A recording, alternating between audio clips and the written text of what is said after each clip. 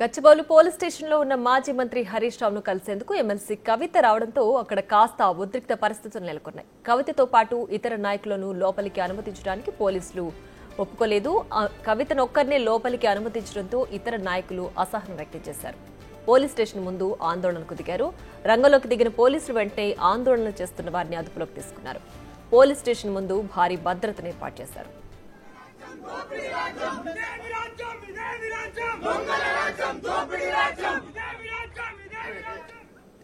ఇక మరింత సమాచారం మా ప్రతినిధి రాణా లైవ్ లో అందిస్తారు. రాణా, చెప్పండి, ప్రస్తుతం గచ్చిబౌలి పోలీస్ స్టేషన్ దగ్గర పరిస్థితి ఏ విధంగా ఉంది? ఇక్కడ ఎమ్మెల్సీ కవిత హరీష్ రావును కలవడానికి వచ్చారు కదా, సో ప్రస్తుతం పరిస్థితి ఏంటి?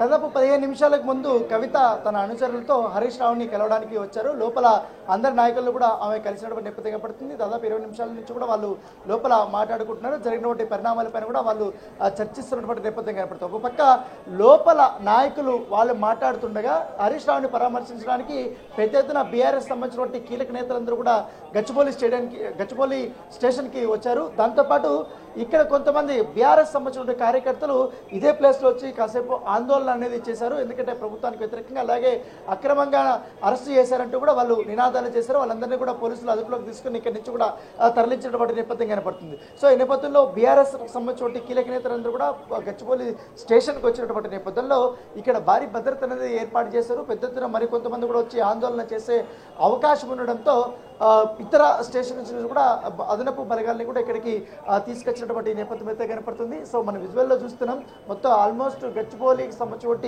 స్టేషన్ అంతా కూడా పోలీసులతోనే నిండిపోయింది.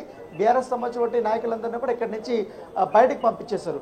సో కేవలం కొంతమంది మాత్రమే నాయకులు వస్తే మాత్రం హరీష్ రావుని కలవడానికి వచ్చినటువంటి వారిని మాత్రం ఒక్కొక్కరిని మాత్రమే లోపలికి అనుమతిస్తున్నారు. మిగతా వాళ్ళందరినీ కూడా బయటకు పంపించేస్తున్నారు. ఎందుకంటే మధ్యాహ్నం 12 గంటల నుంచి కూడా చాలా పెద్ద స్థాయిలో వీళ్ళందరూ కూడా నాయకులు నినాదాలు చేసుకుంటూ ఇక్కడికి వస్తున్నారు.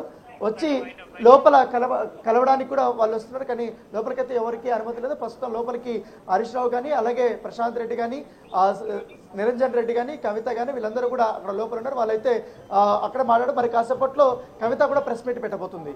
Right Rana, thanks for the updates.